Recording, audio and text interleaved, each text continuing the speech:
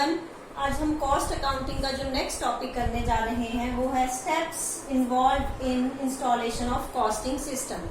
कि ये costing system को इंस्टॉल करते टाइम जो है किन किन स्टेप्स को ध्यान में रखा जाता है।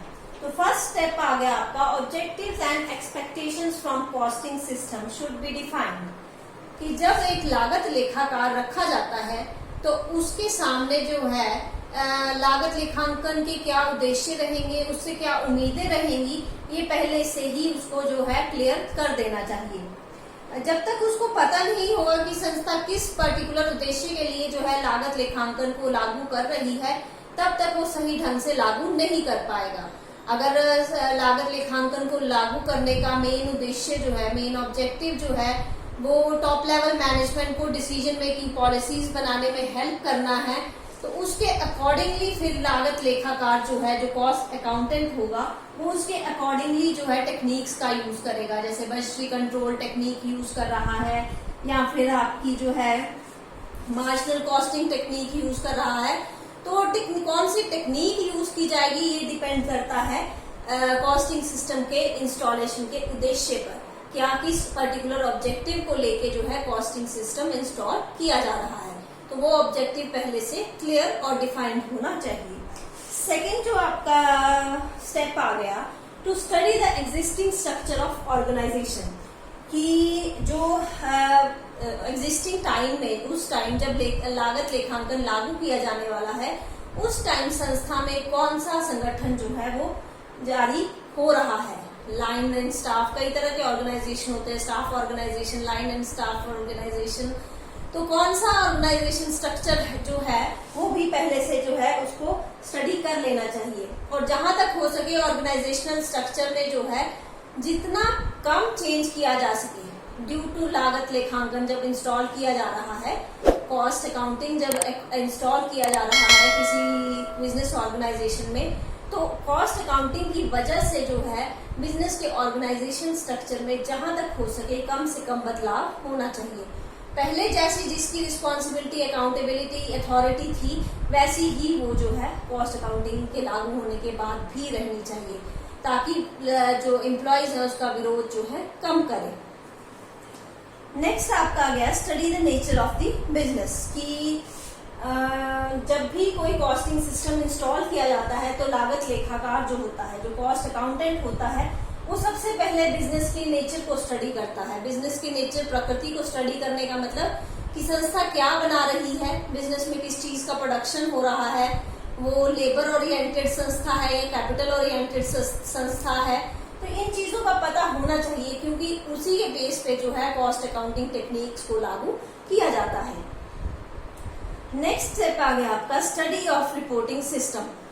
कि लागत लेखांकन संस्था के आंतरिक उत्पादन, जो मतलब इंटरनल इंफॉर्मेशन है, उस पर डिपेंड करता है। तो उसको जितनी आसानी से वो मिल जाए, जितनी आसानी से इंफॉर्मेशन मिल जाए, उतना सही रहता है उसके लिए, लागत लेखाकार के लिए। क्योंकि अगर उसको इंफॉर्मेशन लेने में, जो इंटरनल इंफॉर्मेशन है बिजनेस ऑर्गेनाइजेशन की, वो लेने में किसी तरह की कठिनाई आ रही है, तो वो अपने जो अकाउंटिंग इंफॉर्मेशन है, जो कॉस्ट अकाउंटिंग है, वो लागू नहीं कर पाएगा। उसके बाद आ गया आपका next cooperation and support of staff. कि किसी भी लागत लेखांकन पद्धति को प्रभावकारी बनाने के लिए, आइडली उसको इंस्टॉल करने के लिए जरूरी है कि बाकी स्टाफ भी जो है वो कॉस्ट अकाउंटेंट के साथ कोऑपरेट करे। कोऑपरेट करने का मतलब है कि उसको टाइमली इंफॉर्मेशन प्रोवाइड करे। अगर स्टाफ जो है उसके साथ सही से व्यवहार नहीं करेगा और उसको जो है इंफॉर्मेशन प्रोवाइड नहीं करवाएगा, तो वो जो है अपना डाटा जो है, जो इंफॉर्मेशन टॉप लेवल को चाहिए, वो नहीं दे पाएगा और अपने उद्देश्य की पूर्ति नहीं कर पाएगा।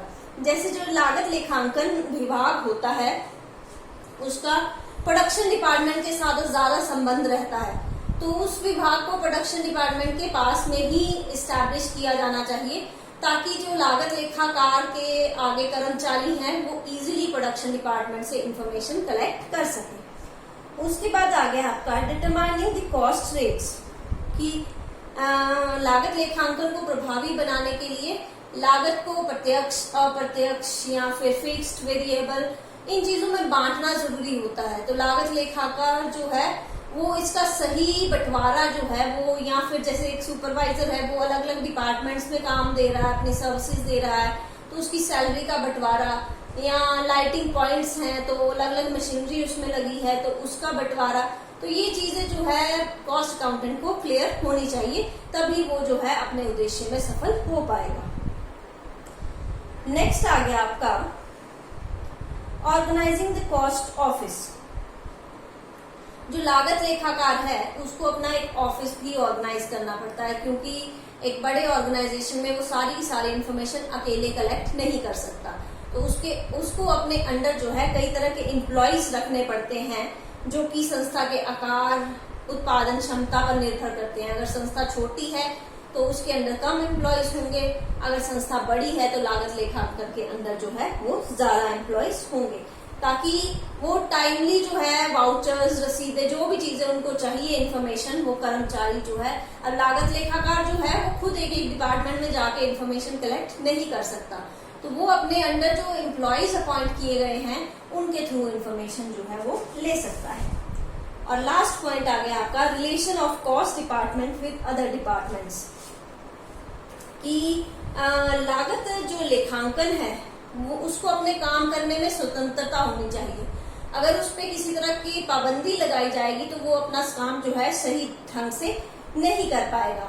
और लागत लेखांकन को जो है सभी डिपार्टमेंट्स को अपनी सर्विसेज देनी पड़ती हैं। लागत लेखाकार जो है वो सिर्फ टॉप लेवल मैनेजमेंट को अपनी सर्विसेज प्रोवाइड नहीं करवाता, बल्कि प्रोडक्शन डिपार्टमेंट को, सेलिंग डिपार्टमेंट को, सबको अपनी सर्विसेज प्रोवाइड करवाता है।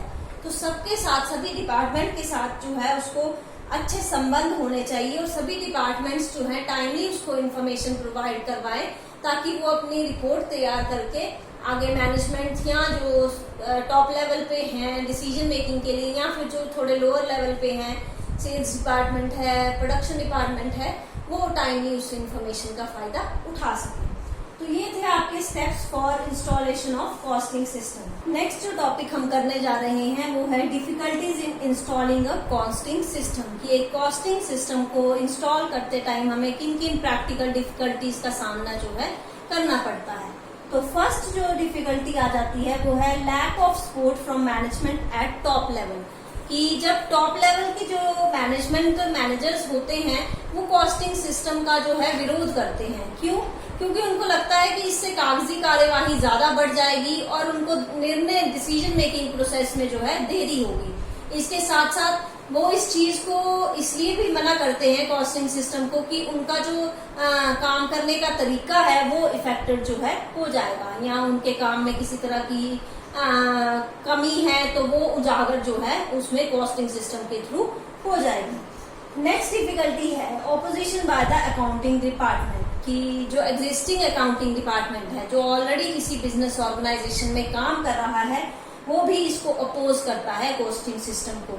क्यों? क्योंकि उसे लगता है कि लागत लेखांकन के आने की वजह से अकाउंटिंग डिपार्टमेंट का महत्व जो है वो कम हो जाएगा, तो उसकी महत्ता को, उसकी इम्पोर्टेंस को कम ना होने दिया जाए, इसलिए जस्ट इस वजह से वो ये नहीं चाहता कि कॉस्टिंग सिस्टम इंस्टॉल किया जाए।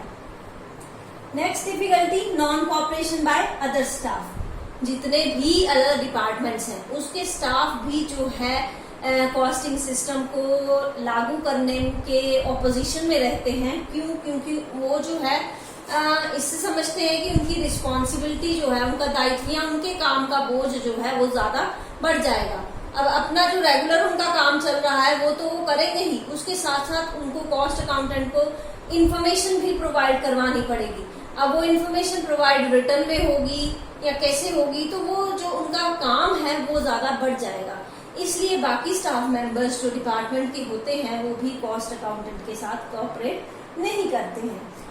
उसके बाद नेक्स्ट डिफिकल्टी आ गई शॉर्टेज ऑफ ट्रेन स्टाफ, कि लागत लेखांकन में कई तरह की तकनीकों का यूज जो है किया जाता है। जैसे मैंने पहले ही बताया, बजटरी कंट्रोल का यूज होता है, मार्जिनल कॉस्टिंग का यूज होता है, तो कई टेक्निकल नॉन टेक्निकल चीजों का जो है इसमें यूज किया जाता है। तो उसका यूज करने के लिए जो है हमें ट्रेन्ड स्टाफ की जरूरत पड़ती है, और कई बार बिजनेस ऑर्गेनाइजेशन में ऐसे ट्रेन स्टाफ जो है वो उपलब्ध नहीं होते। जिसकी वजह से लागत लेखाकार को जो है डिफिकल्टीज का सामना करना पड़ता है। और लास्ट जो डिफिकल्टी आ गई वो है हैवी कॉस्ट ऑफ इंस्टॉलेशन, कि कॉस्टिंग सिस्टम को इंस्टॉल करने के लिए काफी खर्चा, काफी इन्वेस्टमेंट। अब कॉस्टिंग जो कॉस्ट अकाउंटेंट होगा उसका ऑफिस बनाना पड़ेगा, उसके अंडर एम्प्लॉयज अपॉइंट करने पड़ेंगे, तो कई तरह का जो है, कई तरह के रिकॉर्ड्स मेंटेन करने पड़ेंगे, कई तरह का जो इन्वेस्टमेंट है वो कॉस्टिंग सिस्टम में करनी पड़ती है, जिसकी वजह से एक बड़ा ऑर्गेनाइजेशन तो उस हैवी कॉस्ट को बेयर कर सकता है, लेकिन छोटे ऑर्गेनाइजेशन के लिए उस कॉस्ट को बेयर करना मुश्किल हो जाता है। तो ये थी आपकी डिफिकल्टीज कॉस्टिंग सिस्टम को इंस्टॉल करने में। अगर आज के टॉपिक्स में या फिर इस पूरे चैप्टर में, क्योंकि ये लास्ट टॉपिक था इस चैप्टर का, पूरे चैप्टर में आपको किसी तरह की कोई भी डिफिकल्टी आ रही है तो आप कमेंट सेक्शन में लिख दीजिए, मैं उसको फिर से सॉल्व कर दूंगी। Thank you.